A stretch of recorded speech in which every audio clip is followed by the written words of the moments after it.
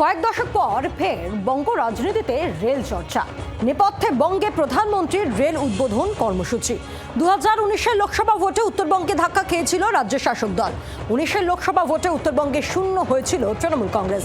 আর তারপর হাওয়া বদলেছে অনেকটাই।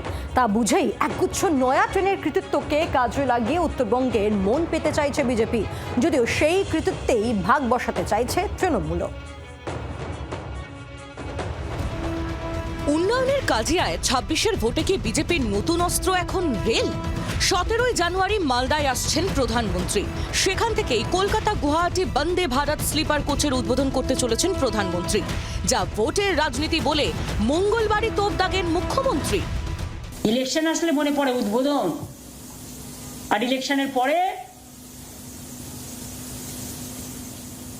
সব টাকা বন্ধ, টাকা আটকে রাখার বন্ধন। কি উদ্বোধন করছেন?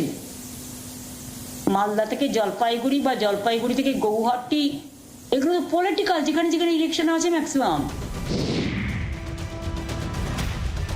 দেশের প্রথম বন্দে ভারত স্লিপার কোচ ছুটবে কলকাতা গুয়াহাটি রুটে, যার স্টপেজ থাকছে উত্তরবঙ্গের সব জেলাতেই।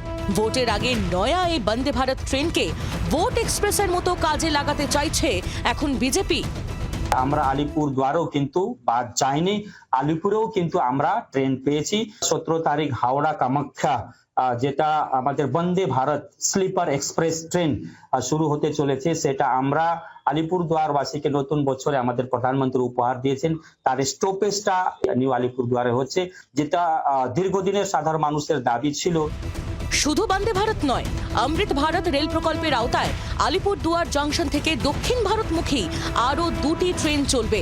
আর এই সবই উত্তরবঙ্গের জন্য কেন্দ্রের বিজেপি সরকারের উদ্যোগ বলে প্রচারে বিজেপি, যদিও এখানে কৃতিত্বে ভাগ বসাতে চাইছে তৃণমূল।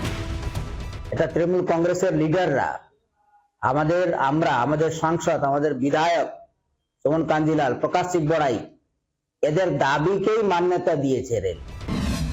2019 সালে লোকসভা নির্বাচনে সারা রাজ্যে ধাক্কা খেয়েছিল শাসক দল, শূন্য হয়ে গিয়েছিল উত্তরবঙ্গে। 2021 সালের বিধানসভা নির্বাচনেও উত্তরে তৃণমূল পিছিয়েই ছিল। উত্তরবঙ্গের 54টি বিধানসভা আসনের মধ্যে 30টিতে বিজেপি জিতেছিল। কিন্তু তারপর থেকে উত্তরে তৃণমূলের পরিস্থিতি ধীরে ধীরে বদলাতে শুরু করে। রায়গঞ্জ, ধূপগুড়ি এবং মাদারিহাট বিধানসভার উপনির্বাচনেও জেতে তৃণমূল। সেই উত্তরের জমি নিজেদের দখলে পেতে কি রেলকেই বাজি রাখছে গেরুয়া শিবির? বঙ্গের রেল রাজনীতি অবশ্য নতুন নয়। মমতা বন্দ্যোপাধ্যায় রেলমন্ত্রী থাকাকালীন বাংলার রেল প্রাপ্তি নিয়ে চর্চা হতো। একইভাবে গনি খানের সময় রেল ছিল রাজনীতির অন্যতম অঙ্গ। 26-এর ভোটবঙ্গে আবার ছুটতে শুরু করেছে রেল। বন্দে ভারতে চেপে কি উত্তরবঙ্গের ভোট লক্ষ্যে পৌঁছতে পারবে বিজেপি? শ্রেয়সী গঙ্গোপাধ্যায় এবং তপন দেবের রিপোর্ট, জি24 ঘন্টা। বাংলার আওয়াজ, বাঙালির আবেগ, জি24 ঘন্টা।